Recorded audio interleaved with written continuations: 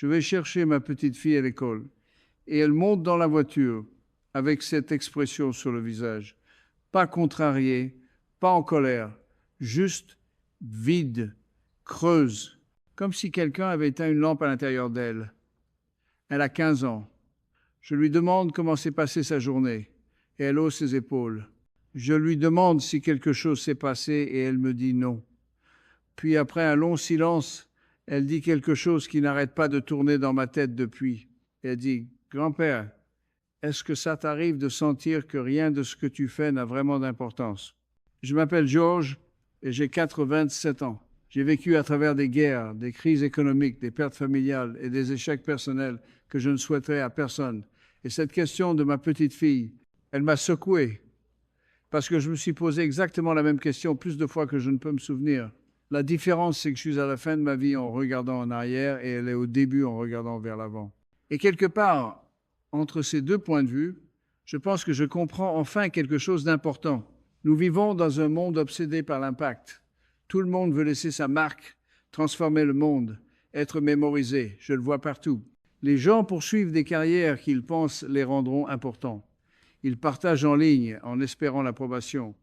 Ils mesurent leur valeur au nombre de personnes qui reconnaissent leur nom. Et je comprends ça, vraiment. Mais voici ce que j'ai découvert après presque 9 décennies sur cette terre. Les choses qui comptent vraiment ont rarement l'impression de compter sur le moment. Laissez-moi vous parler de ma voisine Margaret. Elle habitait 3 maisons plus loin que nous pendant 42 ans. Margaret était institutrice, jamais mariée, pas d'enfant à elle. Elle enseignait en cours élémentaire première année dans la même école primaire pendant toute sa carrière. Quand elle a pris sa retraite, il y a eu une petite réception dans le gymnase de l'école. Être 30 personnes sont venues. Pas d'appareil photo, pas de discours dont on se souviendrait. Elle a reçu une plaque et un bouquet de fleurs. 2 ans plus tard, elle est morte tranquillement dans son sommeil. À ses funérailles, je m'attendais à une assistance modeste. Margaret avait toujours été discrète, modeste. Mais cette église était remplie, debout seulement. Et l'un après l'autre, des gens se sont levés pour parler. Un médecin qui a dit que Margaret était la première personne qui l'avait fait se sentir intelligent. Une femme qui dirigeait une association à but non lucratif qui a dit que Margaret lui avait appris à lire quand tout le monde avait abandonné l'espoir. Un homme dans la cinquantaine qui avait amené sa propre fille et a dit qu'il était devenu enseignant à cause de Margaret. Histoire après histoire, vie transformée, chemin modifié. Tout ça à cause d'une femme qui pensait qu'elle faisait simplement son travail. Margaret n'a jamais essayé de changer le monde. Elle n'a jamais recherché la reconnaissance. Elle se présentait jour après jour et portait attention aux enfants devant elle. Elle apprenait leurs noms. Elle remarquait quand ils avaient des difficultés. Elle restait tard pour les aider à comprendre les fractions ou les mots d'orthographe. Rien d'impressionnant, rien qui ferait les gros titres. Mais les ondes de sa vie continuent à se propager, des décennies plus tard, à travers des gens qu'elle ne rencontrera jamais. Je pense que nous avons tout à l'envers. Nous pensons que compter signifie être remarqué, être reconnu, être mémorisé par les masses. Mais ce n'est pas comme ça que la vie fonctionne vraiment. La vie est construite sur de petits moments entre les gens.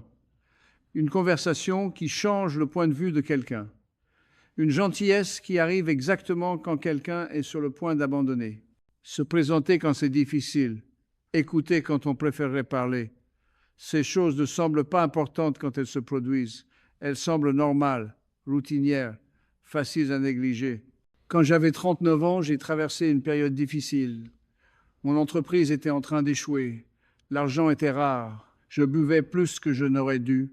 Je dormais moins que ce dont j'avais besoin. Je me sentais comme un raté. Un soir, j'étais assis dans ma voiture devant un bar, essayant de décider si j'allais entrer. Et ce type que je connaissais à peine, Tom, a frappé à ma fenêtre. Nous nous étions rencontrés peu et 2 fois auparavant. Il a dit qu'il allait prendre un café et m'a demandé si je voulais l'accompagner. Juste comme ça. Pas de grande intervention, pas de discours. Juste du café. Nous nous sommes assis dans un restaurant pendant 2 heures. Il ne m'a pas demandé ce qui me tracassait.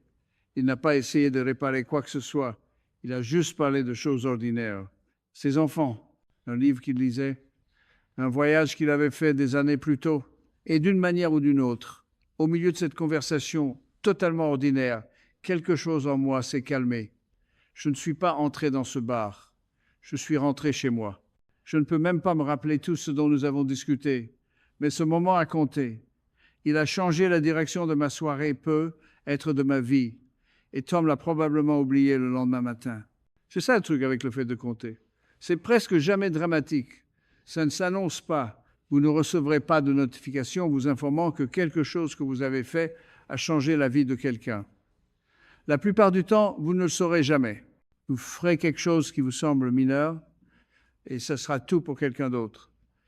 Et vous continuerez en pensant que ça n'a rien donné.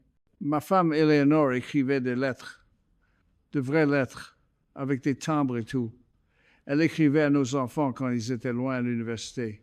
Elle écrivait à de vieux amis qu'elle n'avait pas vus depuis des années. Elle écrivait à des cousins, des voisins, à quiconque lui venait à l'esprit.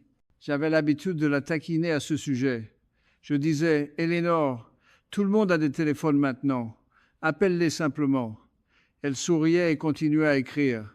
Après sa mort, j'ai découvert des boîtes de lettres que les gens lui avaient écrites en retour. Et dans presque chacune, quelqu'un mentionnait à quel point ces lettres comptaient. Comment ils avaient gardé certaines pendant des années. Comment ils les lisaient pendant les moments difficiles. Elle n'essayait pas de compter. Elle tendait simplement la main. Mais elle comptait énormément. Voici ce que j'aurais aimé que quelqu'un me dise quand j'étais plus jeune. Votre vie n'a pas besoin d'être extraordinaire pour compter. En fait, elle ne devrait probablement pas l'être. La pression d'être exceptionnel, de se démarquer, de faire un grand impact, cette pression détruit les gens. Elle leur fait sentir que leur vie ordinaire n'est pas suffisante, comme se présenter pour leur famille, faire leur travail honnêtement, être gentil avec les étrangers, comme si rien de tout ça ne comptait à moins que ce soit emballé dans quelque chose d'impressionnant. Mais la réalité, c'est que presque tout ce qui maintient notre monde ensemble est accompli par des gens dont personne ne se souviendra. Des parents qui se lèvent au milieu de la nuit avec des enfants malades. Des travailleurs qui se présentent à l'heure et font bien leur travail. Des amis qui prennent contact quand ils remarquent que quelqu'un souffre. Des bénévoles qui servent des repas, nettoient les parcs, visitent les hôpitaux. Des gens qui votent, qui recyclent, qui ramènent les chariots de course. De petits actes sans importance qui empêchent tout de s'effondrer. Vous voulez savoir si vous comptez? Regardez les gens directement devant vous. Êtes-vous présent avec eux? Êtes-vous honnête? Êtes-vous gentil quand vous n'êtes pas obligé de l'être? Tenez-vous vos promesses? Faites-vous de la place pour la douleur des autres? Célébrez-vous leur joie? Ces questions ne vous mettront pas sur les couvertures des magazines. Elles ne construiront pas votre plateforme ou n'élargiront pas votre influence. Mais elles détermineront si votre vie a vraiment signifié quelque chose. J'ai beaucoup pensé à la question de ma petite fille. Est-ce que quelque chose que je fais compte vraiment? Et j'ai réalisé que la question elle-même est le problème. Parce que quand nous demandons si nous comptons, nous demandons généralement si nous comptons d'une manière grandiose et quantifiable, si nous sommes importants, influents, exceptionnels. Mais compter ne fonctionne pas comme ça. Compter est plus silencieux, c'est plus personnel, c'est savoir que votre présence ou votre absence ferait une vraie différence pour de vraies personnes. Quand mon petit-fils avait 7 ans, il était terrifié par l'eau. Il ne voulait pas s'approcher d'une piscine. En été, j'ai passé 3 semaines, 15 minutes par jour, juste à me tenir avec lui au petit bain. Je n'ai pas poussé, je n'ai pas fait de discours, je me tenais juste là pendant qu'il s'habituait. À la fin de l'été, il nageait. Maintenant, il a 23 ans et il ne se souvient probablement pas de ces sessions de 15 minutes. Mais moi, si. Parce que je sais que si je n'avais pas été là, patient et stable, sa peur serait peu être restée avec lui. C'est ça compter. Pas parce que c'est impressionnant, parce que c'est réel. Plus je vieillis, plus je réalise que la plupart de ce que nous poursuivons est de la fumée. Le statut disparaît, les réalisations s'estompent. Les gens oublient vos accomplissements plus vite que vous ne le penseriez. Mais ils n'oublient pas comment vous les avez fait se sentir. Ils n'oublient pas que vous vous êtes présenté. Ils n'oublient pas que vous les avez vus quand ils se sentaient invisibles. Ces choses restent. Elles résonnent en avant de façon que vous ne comprendrez jamais complètement. J'étais à l'épicerie la semaine dernière et la jeune femme à la caisse avait l'air épuisée, des cernes sombres sous les yeux, bougeant lentement. J'aurais pu simplement payer et partir, mais je lui ai demandé comment elle allait. Vraiment demandé. pas la question automatique que nous lançons tous. Elle a eu l'air surprise, puis ses yeux se sont remplis de larmes.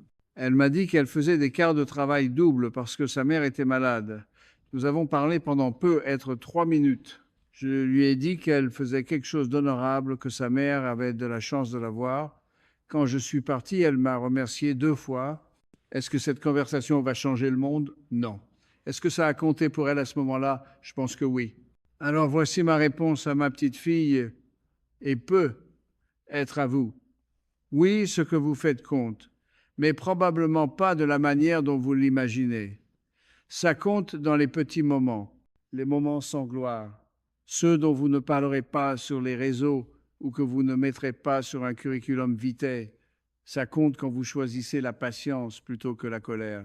Quand vous dites la vérité, même quand mentir est plus simple. Quand vous aidez quelqu'un, même si personne ne regarde. Quand vous restez alors que partir serait plus facile. Votre vie n'a pas à être un spectacle pour compter. Elle doit juste être honnête, présente, gentille. Et c'est plus difficile que ça en a l'air, parce que ces choses exigent que vous portiez attention, que vous vous présentiez même quand vous êtes fatigué, que vous vous souciez même quand c'est gênant. Mais c'est là que réside la vraie signification, pas sous les projecteurs. Dans le travail stable et silencieux d'être humain avec d'autres humains. J'ai 87 ans, il ne me reste pas beaucoup d'années, et quand je pense à ce que je veux que ma vie ait signifié, je ne pense pas au prix ou à la reconnaissance. Je pense aux gens que j'ai bien aimés, au moment où j'étais pleinement présent, aux fois où j'ai aidé sans avoir besoin de crédit, aux conversations où j'ai vraiment écouté. Ce sont les choses qui ont compté. Ce sont les choses qui me survivront. Si quelque chose de tout ça résonne en vous, j'apprécierais que vous partagiez cette vidéo avec quelqu'un qui a besoin de l'entendre. Laissez un commentaire et dites-moi quelle est la petite chose à laquelle vous allez porter plus d'attention.